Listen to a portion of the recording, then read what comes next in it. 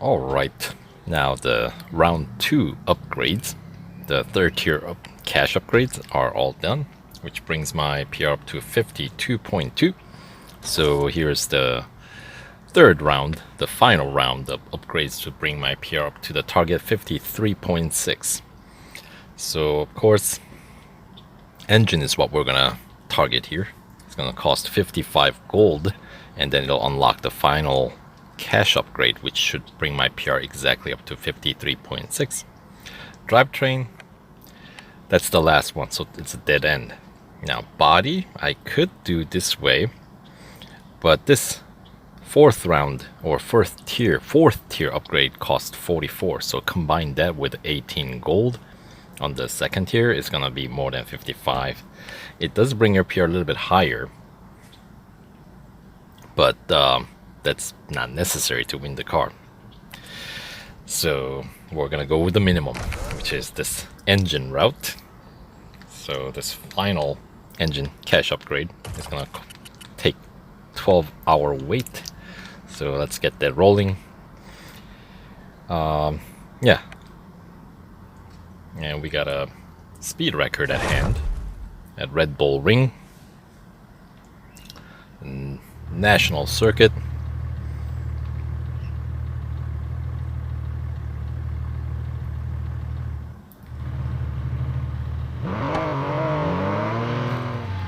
So with all the upgrades that I've got going currently, I don't expect this to be, once again, too much of a challenge, even while the car is in critical condition, in red. So target was what, 232 and change or something like that. So national circuit, of course, cuts across here, a little late on my braking. This bit is going to be the fastest section. Okay, I swung a little too wide there. Bit of understeering, but that's alright. I think I got enough track to hit the target and then some. Alright. And since there is no conditions, like no off track or anything like that during limited time series, you push as hard as you can get your results. In this case, beating, I believe it was 232 and change top speed here at the Red Bull Ring National Circuit.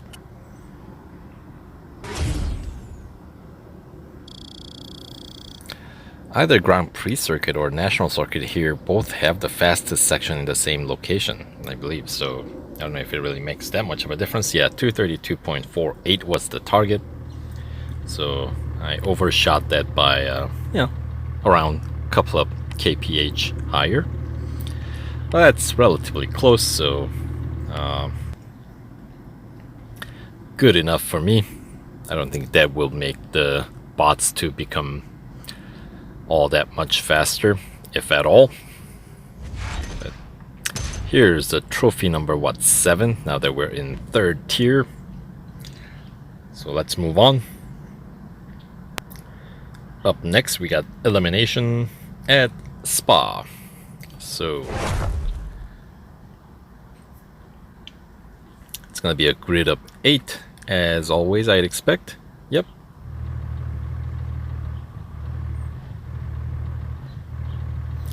Ever since that one limited time series where we had the like huge grid elimination, it was like what, like 30 or 40 car plus. That took forever. Ever since then, I never take the 8 car grid on these eliminations for granted anymore.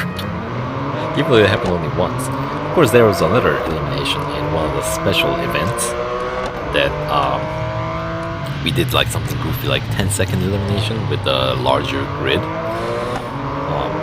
That was fun. But anyway, so as I was saying, don't take the grid of 8 for granted anymore. It used to be pretty automatic, but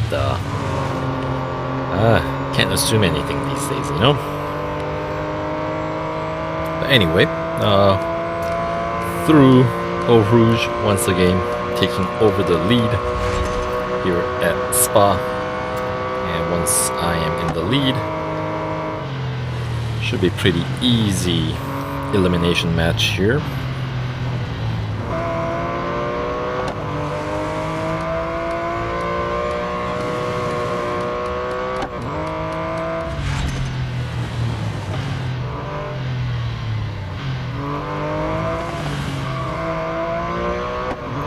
With a relatively healthy lead of almost 300 meters.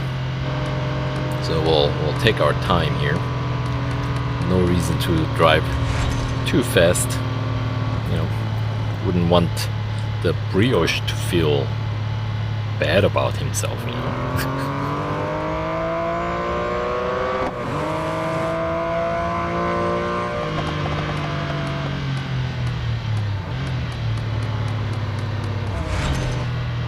Right, down to just 3 cars. And 6, 5, 4. The stave lot. Alright, the brioche finally caught up with me. And then we'll keep it nice and close. Still got another 10 seconds to go. 3, 2, 1, where are you? Pretty good distance away. Alright.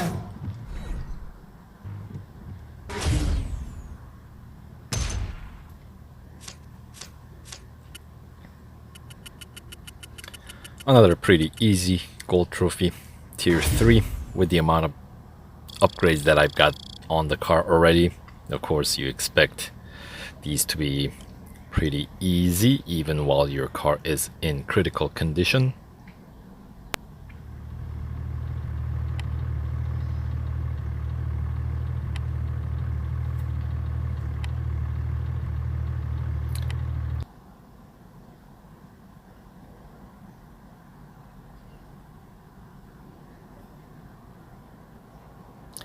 And that is gold trophy number 8, right? And we got a cup race. It's gonna be a long one, huh? With the required PR of 43.1, it's gonna be at Le Mans. Thankfully, it's just a single lapper with this car. Even a full lap is gonna take a while. Looks like a grid of 10. And it's an evening rendering, so visibility should be pretty good. The both morning rendering and the night race pretty dark here, but the daytime and evening is not too bad, as you can see.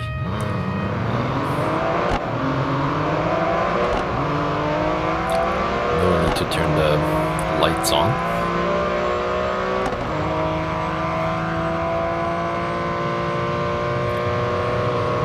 And heading into the first Dunlop chicane, taking the first place right away.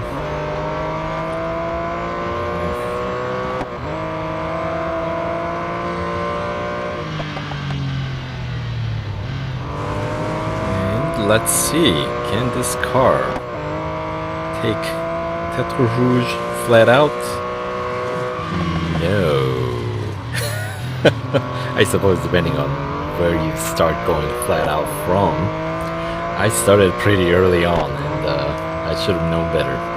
This car's grip is good for what it is, but it's not LMP1 good, so I should have known better. But since I had a pretty healthy lead,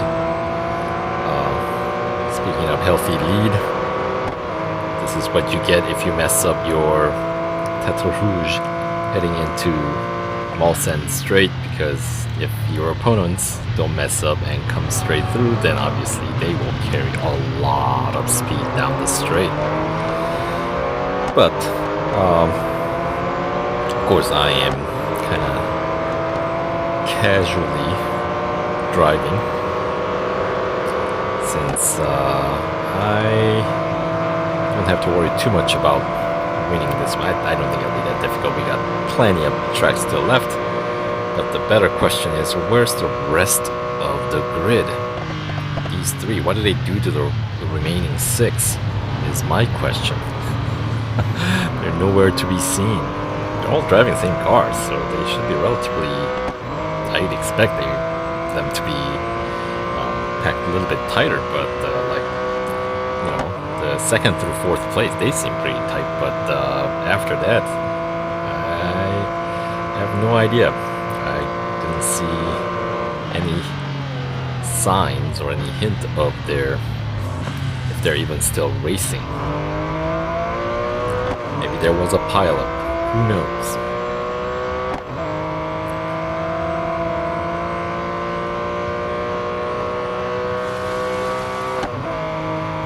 Anyway, once again, as I was saying, there's plenty of tracks still left to taking over the lead and build on that lead as we approach Indianapolis. Lose a little bit of a lead, but that is to be expected because once we exit from this Arnage corner, we'll be hitting the faster bit, heading towards Porsche curves, while Cranger and the company will be stuck in those sharper corners that we just cleared. So yep, now the lead of 400 meters plus.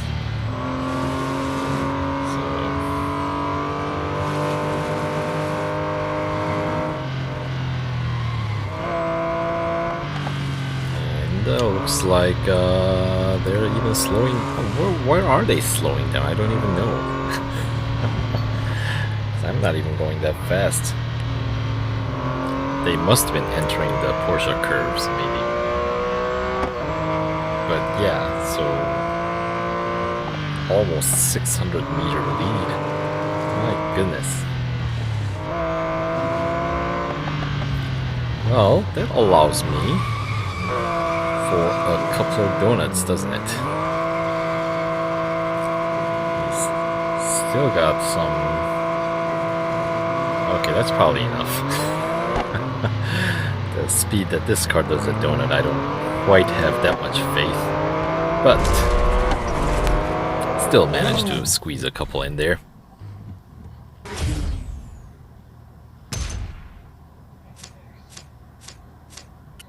So yeah, 4 minutes and 30 seconds.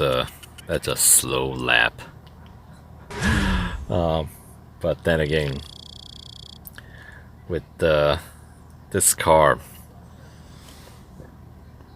you know, I really running in critical condition. Perhaps I should not really expect a whole lot more. But yeah, between the pungent sauce and Weaver, it's a good 7-second split there. So. I guess there was a slow gain in the rear. But anyway, there is the gold trophy number 9, which unlocks tier 4 and 4,000 racing dollar bonus. So let's keep moving.